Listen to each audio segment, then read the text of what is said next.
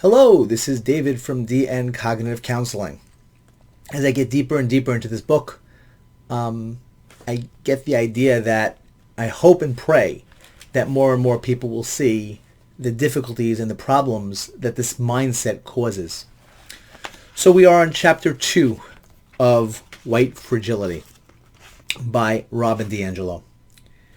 Many of us have been taught to believe that there are distinct biological and genetic differences between races. This biology accounts for visual differences such as skin color, hair texture, and eye shape, and traits that we believe we see such as sexuality, athleticism, mathematical ability. The idea of race as a biological construct makes it easy to believe that many of the divisions we see in our society are natural. But race, like gender, is socially constructed. Now, that is a loaded statement. And the reason why it's loaded is because the science behind this is not clear that that's the case. I understand that we have people that are asserting something. But if you study the works of Steven Pinker, if you study the works of biology in general and the science of biology, and the differences that our genes create, this is not a statement of fact. This is people pushing a narrative without science. Right now, Title IX is something I talked about in a previous video, and there are women who are suing because they're saying that women's rights are being discriminated against because the entire idea of Title IX was that women would get the same fair access to athletics as men. But if men, or more transgendered men, enter the fields, they take away the spots. Actually, it would be transgender females. They would be biological men who transition to being female or claim they are female.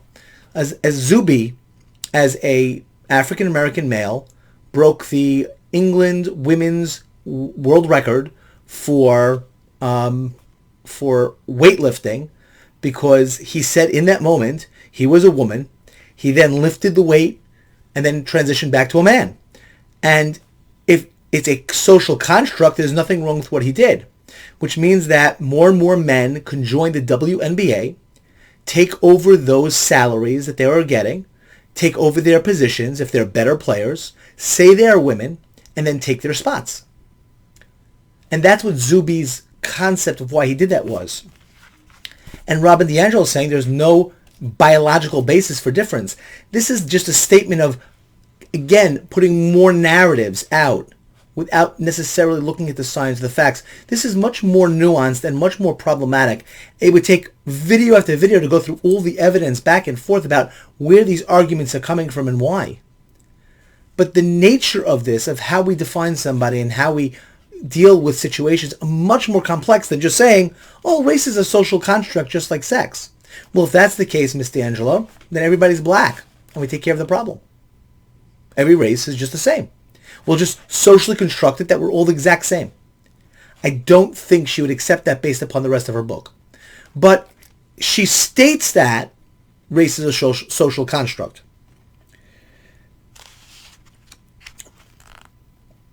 So the differences we see in our eyes and differences such as hair texture, eye color are superficial and emerge as adaptation to geography.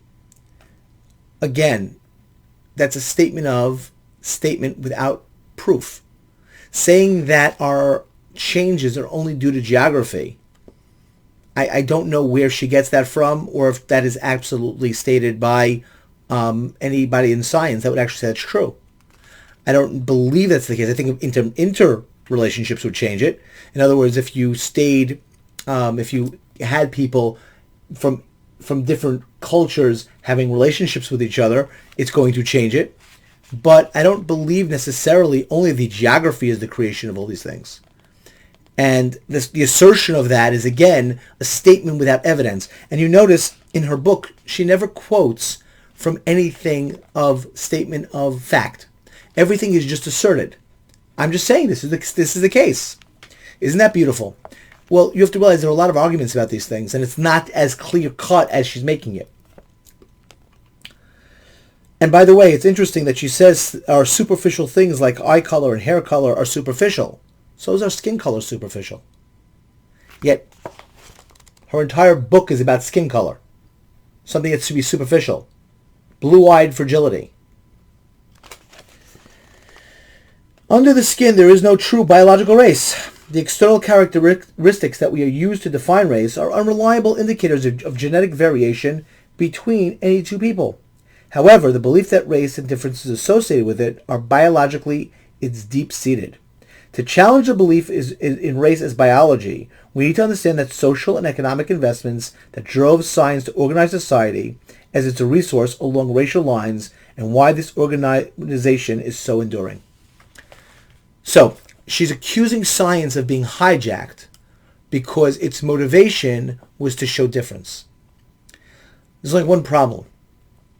That when you use a scientific method, you're going to get to the right answer eventually.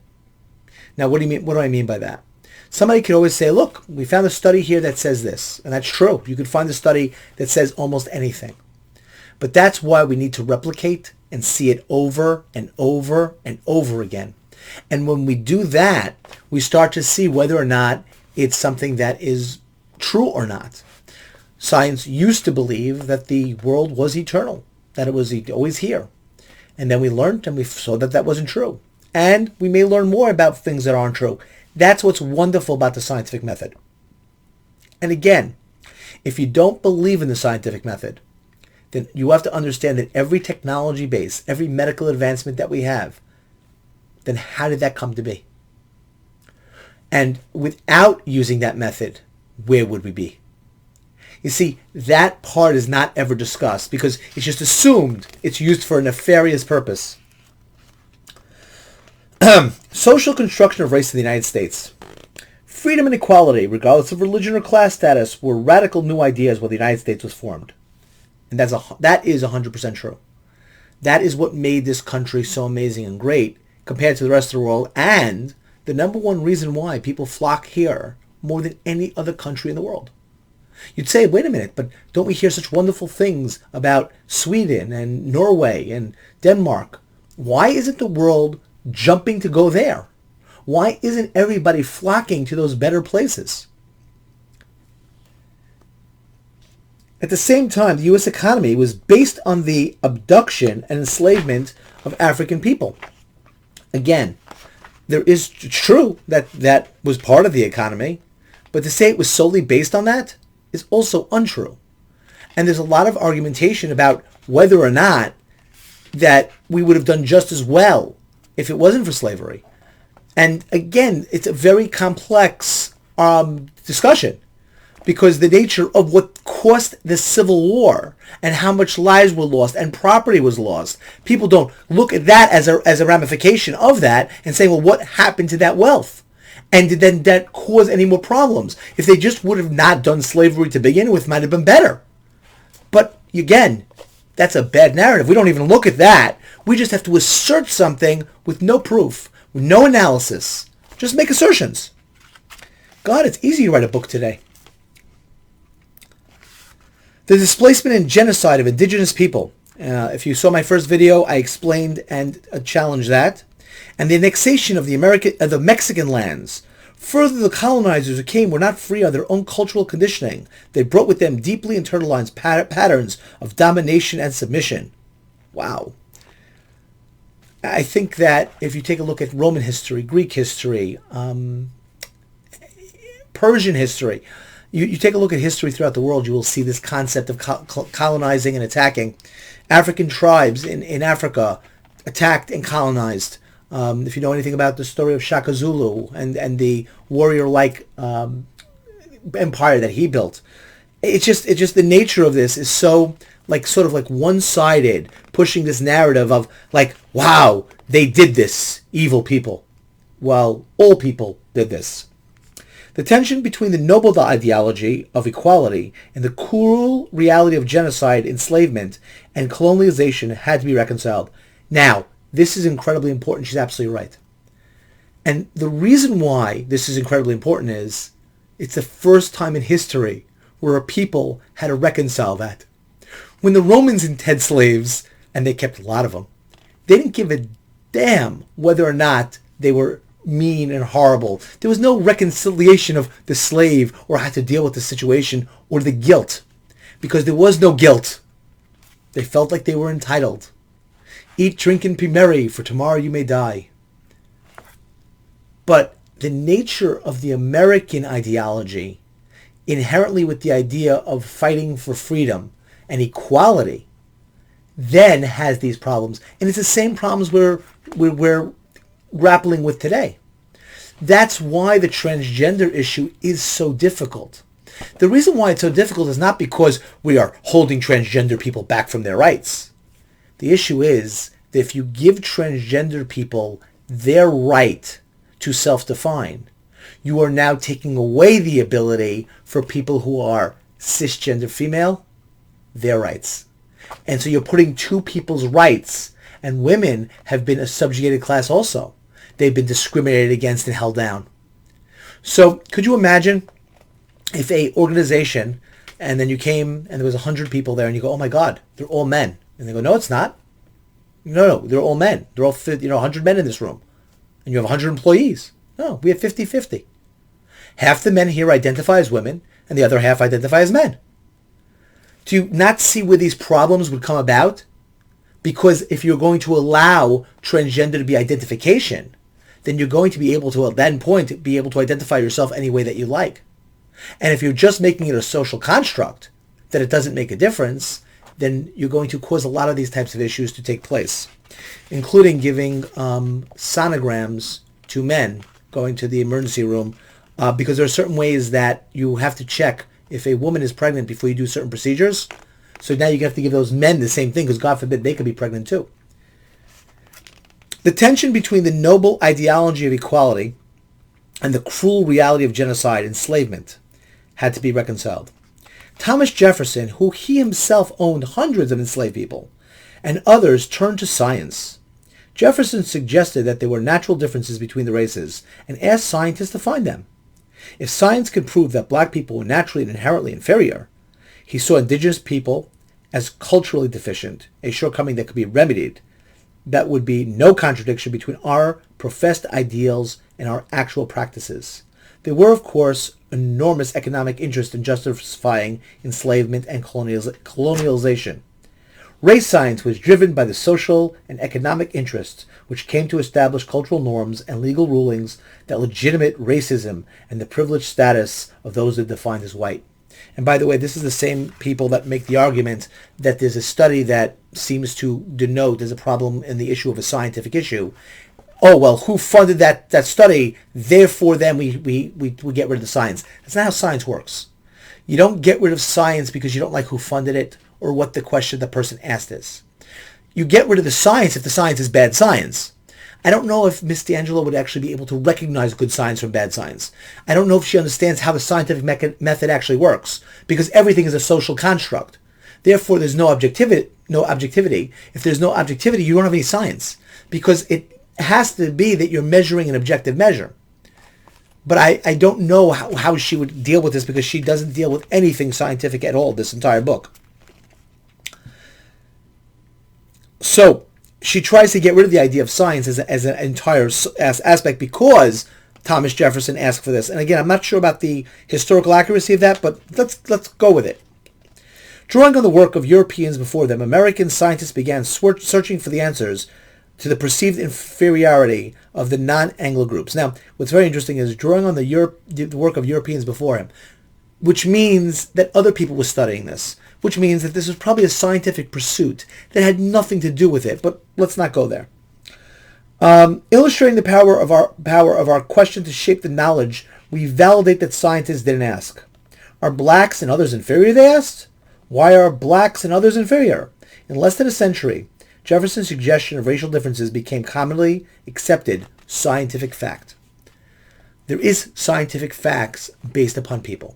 There are. I mean, it's just the nature of it, and there's studies based upon this. Now, the question is it nature or nurture? That becomes the question. Why is it that way? Why is the NBA 80% or 85% African American? Right? Why is that the case? White people don't like to make millions of dollars a year to play basketball? I mean, ask yourself the question.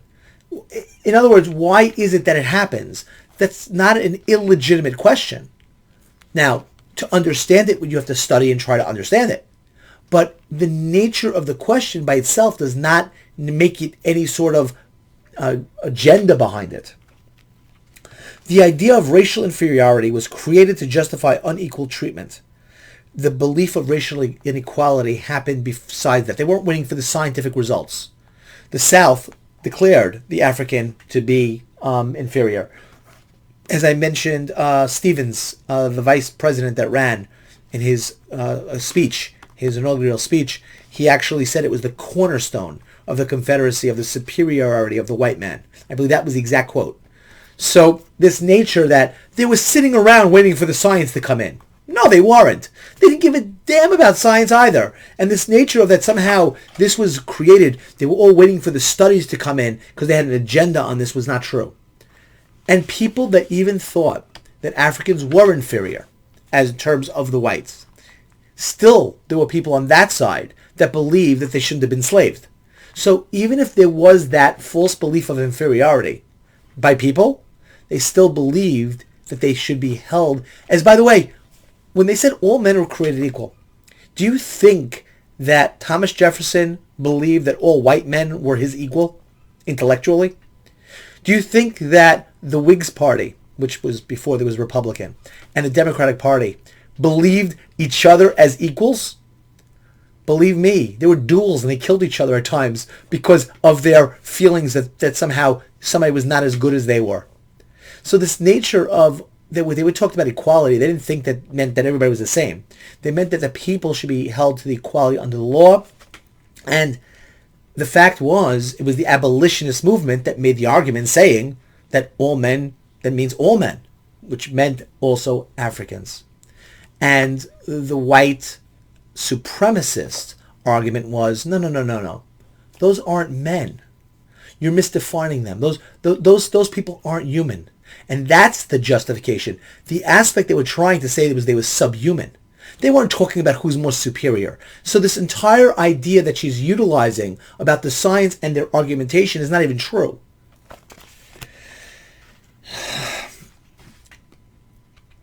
Nor was fear of difference. As Ta-Nehisi Coates states, but race is the child of racism, not the father.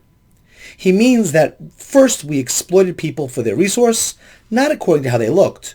Exploitation came first, then the ideology of unequal races to justify this exploitation followed.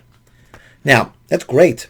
So you would think Ta-Nehisi Coates is this great historian who's explaining to you this beautiful thing because this is the first person she quotes in this book, right? So if you look up Mr. Coates and you recognize Ta-Nehisi Paul Coates, born September 30th, 1975, Baltimore, Maryland, U.S. American essayist, journalist, and writer who often explored contemporary race relations, perhaps most notable in his book Between the World and Me. Wow, he's a great writer, which won the National Book Award for nonfiction. That's amazing. So we have a very good author that she's quoting to explain a historical fact.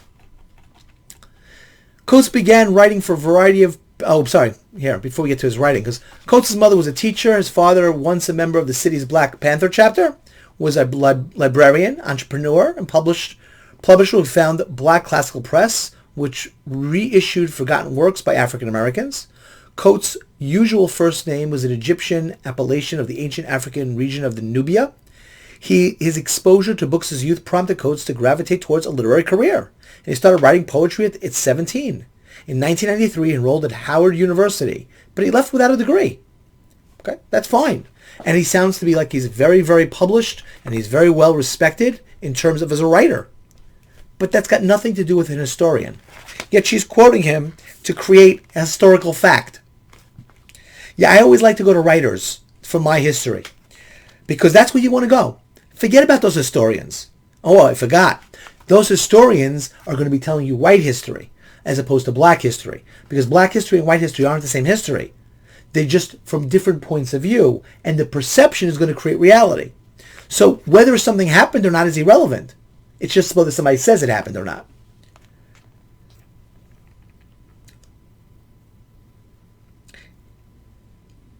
So the beneficiaries of slavery, segregation, and mass incarceration have produced racist ideas of black people being best suited for and deserving of the confines of slavery, segregation, or the jail cell. Consumers of those racist ideas have been led to believe there is something wrong with black people, and not the policies that have enslaved, oppressed, and confined so many black people. Kendi goes on to argue that if we could truly believe that all humans are equal, then disparity in condition can only be the result of systematic discrimination. So slavery, which was somebody who did not do anything they wanted to. Segregation was, again, generally what's called the Jim Crow laws, which were by the states. Or jail, where somebody themselves violates the law. Now, whether or not you agree with the law being right or wrong, and whether or not it's being equitably distributed among everybody, I'm not going to get into because you can make cases for that. But to say whether somebody's a slave, somebody's being segregated, or somebody goes to jail, those are not the same things. And I'm not saying there aren't innocent people that have gone to jail.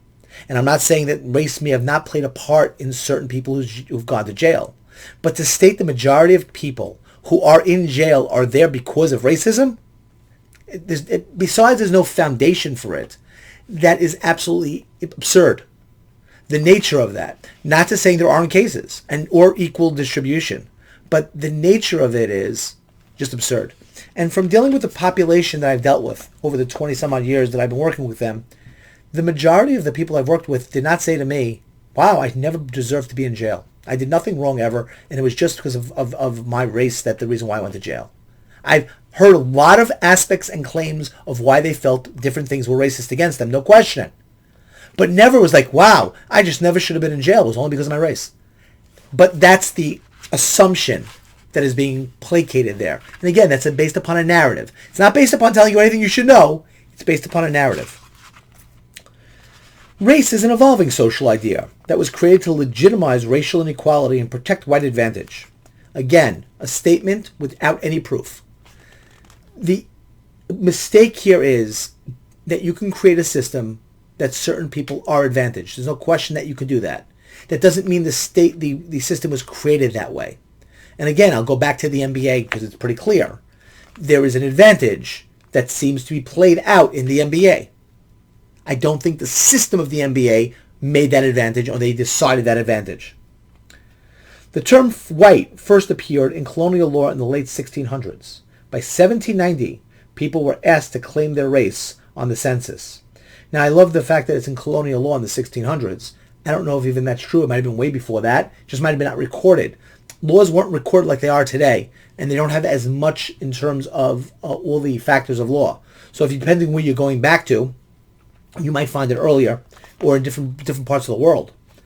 By 1790, people were asked to claim their race on the census. By 1825, the perceived degrees of blood determined who would be classified as Indian. From late 1800s through the early 20th century, as a wave of immigrants entered the United States, the concept of white race was solidified.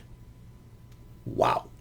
I would say by the aspect of immigrants coming in, the white race would be less solidified because these immigrants were considered immigrants and not part of the culture and caused a cultural clash. So when the Irish came in, they were discriminated against. When the Italians came in, they were discriminated against. When Jews came in, they were discriminated against. It wasn't a matter of like, yay, come on in, and it would be wonderful. Join the white race. That's not what happened. So this idea, I don't even understand what she's talking about. When slavery in the United States was abolished in 1865, whiteness remained profoundly important, and legalized racist exclusion and violence against African Americans continued in new forms. Now, it is true, after 1865, there was a rise of violence against African Americans, sadly.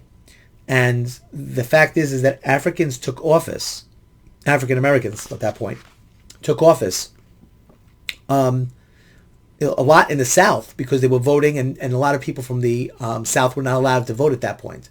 So they actually gained political power. And then there were attacks against them, and this rose, actually, this is when the Ku Klux Klan historically gained its most power during that time period and established itself. Whiteness remained profoundly important as legalized racist exclusion and violence against African Americans continued in new forms. To have citizenship and the right citizenship imbued, you had to be legally classified as white. Again, that's untrue. The fact is, African Americans were able to vote right after and actually voted in African Americans to serve in House of Representatives, and there's a whole host of them that served in all different states. A lot of people don't know that history, including Miss DiAngelo, who believe that African Americans didn't vote because they had to wait for the Voting Rights Act, which is untrue. It's an untrue statement. The Voting Rights Act was a way to stop certain laws that people were trying to do to discriminate later, but that was a retrying to discriminate based upon a certain political affiliation, and I'm not going to go into that, but you can search that up yourself if you like. At the time. And by the way, just because I said that doesn't mean I'm accusing the party of today of believing that same affiliation. What I'm saying is, if you did your history or you knew your history, you would understand what happened historically. Now, the courts were in the position to decide who is white and who is not. For example, Armenians won their case to be reclassified as white with the help of the scientific witness who claimed they were scientifically Caucasian. In 1922, the Supreme Court ruled Japanese could not be legally white because they were scientifically classified as Mongoloid. A year later, the court said that Asian Indians were not legally white, even though they were scientifically classified as Caucasian. To justify these contradictory rulings, the court stated that being white was based on the common understanding of the white man. In other words, people already seen as white got to decide who is white. Yes, people in power did get to do that, as people in power always do in every society. If you go to China, they get to decide a lot of the laws. If you go to India, they get to decide a lot of their laws. If you go to Spain, they get to decide a lot of their laws. You're absolutely correct about that. And you're also correct that they viewed things through the lens of racism because there were a racist ideology that was going around.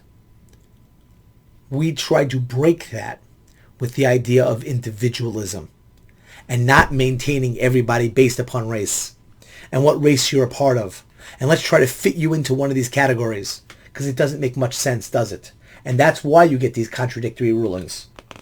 The metaphor of the United States is the great melting pot in which immigrants from around the world come together and melt into one unified society through the process of assimilation is a cherished idea, and one that I think should be. Once new immigrants learn English and adapt to the American culture and customs, they become Americans. Well, that's not 100% true. There are certain elements that have to be adopted. Yes, communication has to be there. So, and again, it doesn't make a difference what country you live in. If you want to live in China and you can't speak Chinese or Mandarin, or you can't talk to the people around you, it's going to be very difficult for you. Just the nature of it, which is the reason why the next generation learns the language and then is able to adapt into to society. It doesn't mean that it doesn't retain elements of its culture itself. In other words, as I think of a melting pot of a stew, you could still identify the beans and the meat, right? They don't look like each other, even though it's part of one pot. And the aspect of that melting pot theory was exactly that you're able to retain your identities, but at the same time, that there's a cultural norm that we all share or learn to share.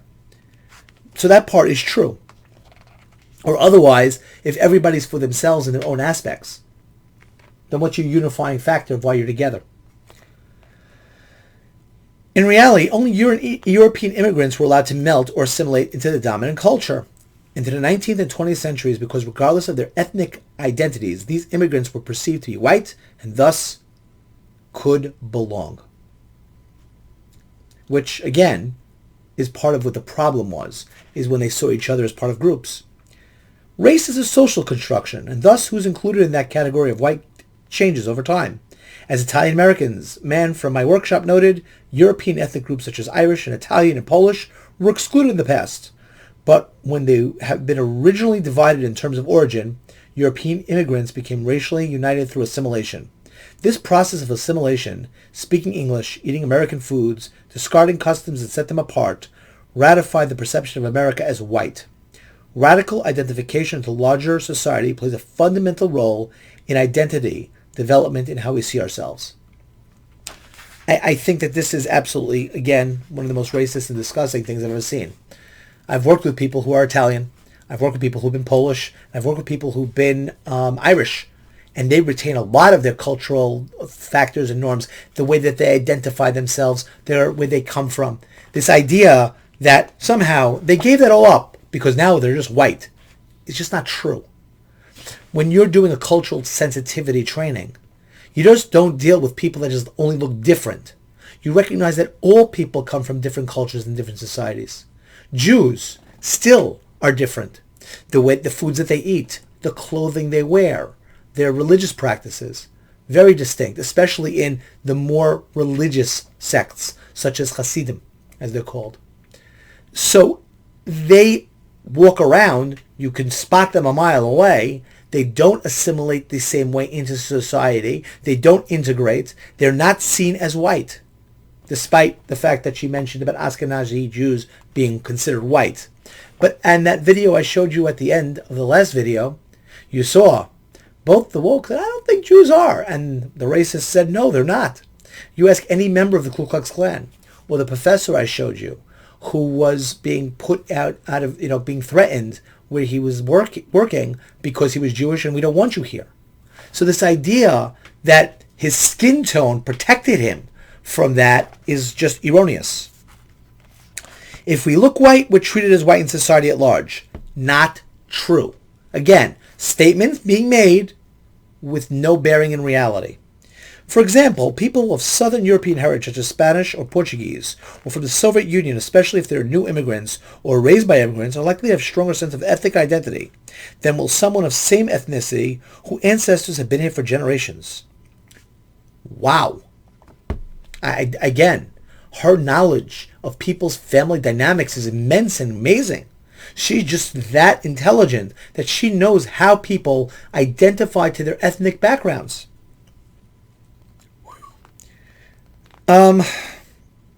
This incongruity between the internal and ethnic identity, Portuguese, Spanish, and external racial experience, white, would provide a more complex or nuanced sense of identity than that of someone who doesn't have a strong ethnic identity. However, they're still granted white status and the advantages that come with that status.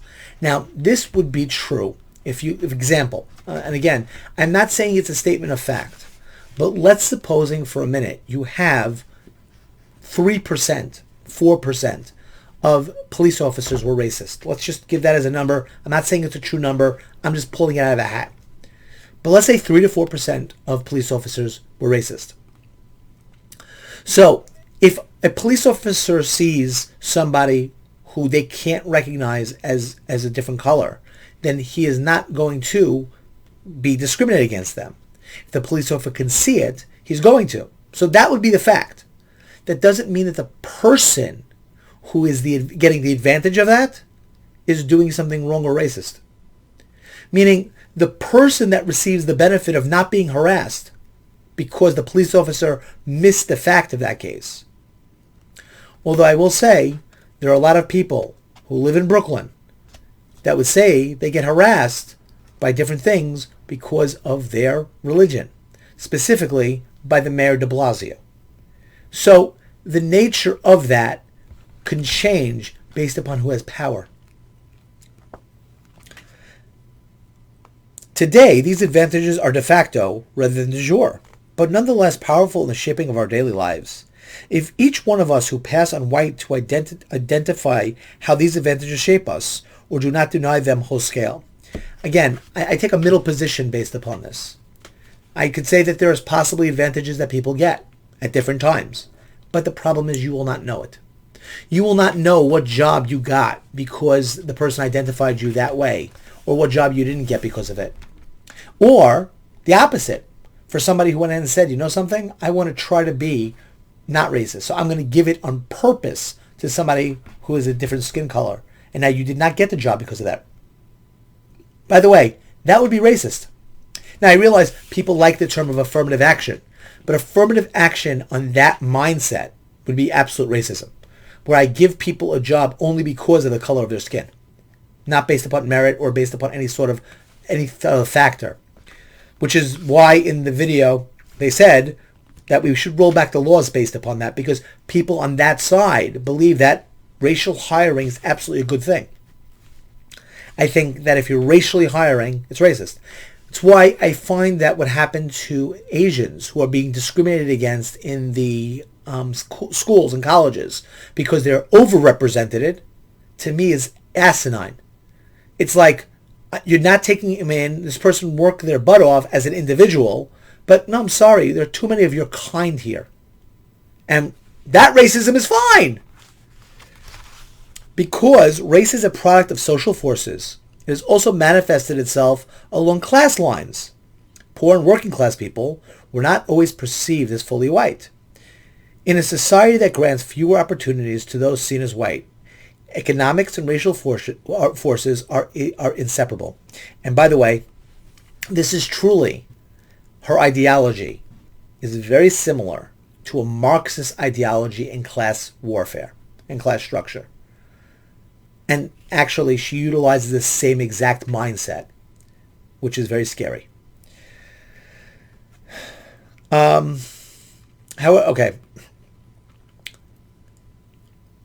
However, poor and working class whites will eventually be granted full entry into whiteness as a way to exploit labor. Interesting. If poor whites were focused on feeling superior to those below them in status, they were less focused on the above.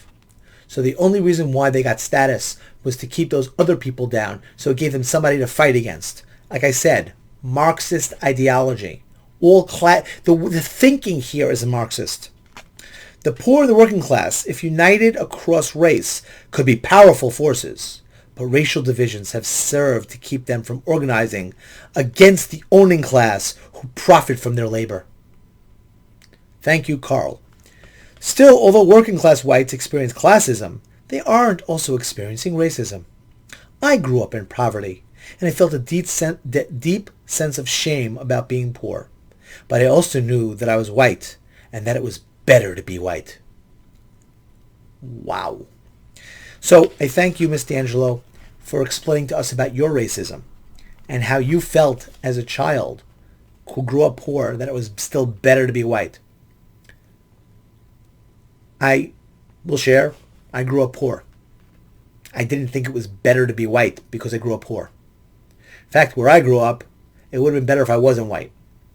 But that's a whole other story.